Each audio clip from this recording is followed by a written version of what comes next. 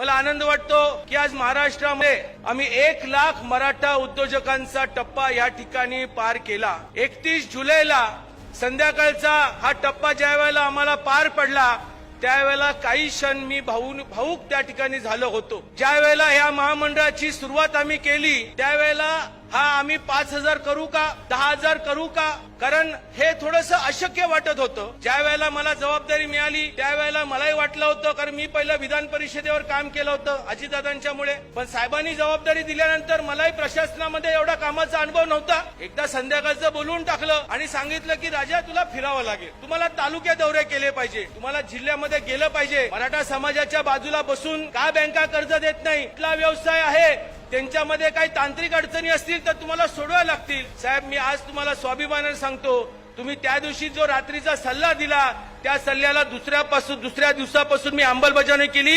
या राज्यामध्ये 27 जिल्हे फिरण्याचा मला संधी त्या ठिकाणी मिळाली आणि मराठा समाजाबरोबर मी थेट संवाद करायला त्या ठिकाणी शिकलो। आज 1 लाख टप्पा पार करत असताना मला खरंच मनापासून आनंद होतो की महाराष्ट्रातल्या सहकारी बँका, राष्ट्रीयकृत बँका, एनबीएफसीने 8,500 कोटीचं कर्ज आमच्या मराठा बांधवांना दिलं। खरंच सांगतो ऐतिहासिक निर्णय झाला। वडिलांचं शेवटचा जो टोकाचा निर्णय झाला त्यावेळेला आम्ही होतो, रमेश होता लहान भाऊ इथं स्टेजवरती बसलेला आहे, आम्ही डोळ्यानं पाहिलेलं आहे, आम्ही आमच्या वडिलांचं रक्त बघितलेलं आहे। पण ज्या वेळेला मी साहेबांचा नावाचा उल्लेख करून या चळवळीमध्ये काम करतो त्यावेळेला आम्हाला सोशल मीडियावरून टीका होतात। परंतु एक प्रसंग तुम्हाला मी सांगतो की साहेबांनी कधीही काम करताना याचं करू नको, त्या पक्षाचं करू नको, त्या गावात जाऊ नको, कधीच सूचना दिल्या नाही। साहेबांची प्रखरपणे भूमिका हेच असायची की नरेंद्र, मराठा समाजाला जेवढं मदत करता येईल तेवढं तुम्ही प्रामुख्याने करा, काय लागलं तर मी तुमच्या पाठीशी आहे। आज या राज्यामध्ये मराठा समाजाच्या तरुणांना सारथी संघटना तयार केली, सारथीमधून आमची मुलं एमपीएससी मध्ये लागली, यूपीएससी मध्ये गेली। आज 800 ते 900 मुलं या ठिकाणी कलेक्टर झाले, अधिकारी झाले।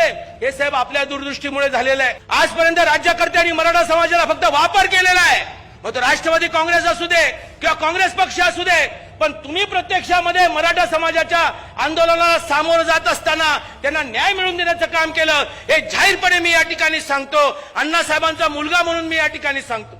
त्या व्यक्तीबरोबर, त्या नेत्याबरोबर 2016 पासून मी त्या ठिकाणी जोडलेलो आहे। माथाडी कामगारांचा प्रश्न असू दे किंवा मराठा समाजाचा प्रश्न असू दे, कधी त्यांनी हात झटकता घेतला नाही। परंतु आमचे काय बांधव ज्या वेळेला त्यांच्यावरती टीका टिप्पणी करतात त्यावेळेला आम्हालाही वाईट वाटतं। पण माझी मराठा बांधवांना एक विनंती आहे, नक्कीच तुम्ही आंदोलन केलं पाहिजे, नक्कीच या ठिकाणी मराठा समाजाला आर्थिक निकषावरती आरक्षण मिळालंच पाहिजे आणि त्याच्यामध्ये कुठल्याच प्रकारे तडजोड नको।